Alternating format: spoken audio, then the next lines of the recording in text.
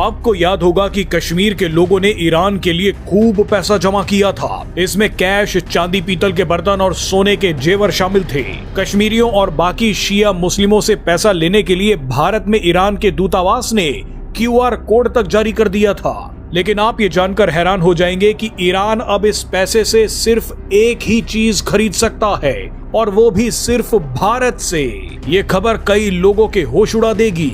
आप इसे भारत का मास्टर स्ट्रोक बोल सकते हैं। दरअसल सोशल मीडिया पर खूब बवाल मचा था कि कश्मीरी ईरान के लिए इतना पैसा कहां से और क्यों ला रहे हैं। कई लोगों ने तो यहां तक कहा कि दान की जा रही चीजों में से कुछ चीजें तो ऐसी लग रही हैं जैसी कश्मीरी हिंदुओं के पास हुआ करती थी। शायद ये वही बर्तन और आर्टिफैक्ट्स हैं जिन्हें कश्मीरी हिंदू पीछे छोड़ गए थे। लेकिन अब मीडिया रिपोर्ट्स के मुताबिक एक खबर आई है कि ईरान को जो चंदा मिला है, उस चंदे को ईरान अपने देश में नहीं ले जा पाएगा। कई लोगों ने शक जताया था कि अचानक इतना चंदा जमा कैसे हो गया, क्या इस चंदे का गलत इस्तेमाल तो नहीं होगा। इसी कड़ी में खबर आई है कि ईरान के दूतावास को जितना भी पैसा मिला है, उसे वो पैसा भारत में ही खर्च करना होगा। ईरान को चंदे में जितना सोना, जेवर और बर्तन मिले थे, वो भी ईरानी दूतावास को भारत में ही जमा कराने होंगे।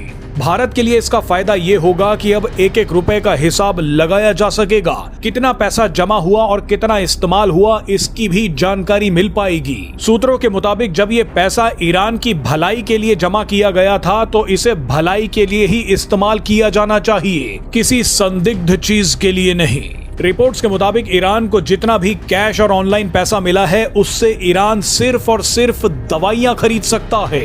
ये दवाइयां भी ईरान को भारत से ही खरीदनी होंगी, यानी भारत का पैसा भारत में ही खर्च किया जाएगा। सूत्रों के मुताबिक ऐसा कोई डिप्लोमेटिक प्रोसेस नहीं है जिसके तहत ईरान का दूतावास कैश और सोना ईरान ट्रांसफर कर सके। मीडिया रिपोर्ट्स के मुताबिक कश्मीर समेत भारत के विभिन्न हिस्सों से ईरान के लिए जो सोना और आभूषण जमा किए गए थे, वो भी ईरानी दूतावास को भारत के स्थानीय बैंक में ही जमा कराने होंगे। इन्हें जमा कराने के बाद ही ईरान को इस पर पैसा दिया जाएगा। ऐसी वस्तुएं भी ईरान का दूतावास ईरान नहीं भेज सकता। आपको बता दें कि इस चंदे की वजह से ईरान को कड़ी आलोचना का सामना भी करना पड़ा था।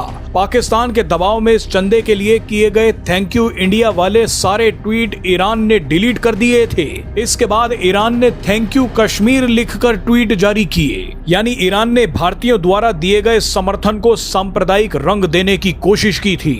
उसी के बाद से ईरान को दिए जा रहे इस चंदे पर शक की नजरें बढ़ गई। आपको बता दें कि राजनयिक संबंधों और प्रोटोकॉल्स को निर्धारित करने वाला वियना कन्वेंशन विदेशी दूतावासों द्वारा धन जुटाने के विषय को स्पष्ट रूप से परिभाषित नहीं करता है, लेकिन इन दूतावासों को बैंकिंग अधिकार प्रदान जरूर करता है। हालांकि एक नियम जरूर है जो दूतावासों को अपने प्राथमिक बैंक खातों का उपयोग किसी अन्य गतिविधि के लिए करने से रोकता है।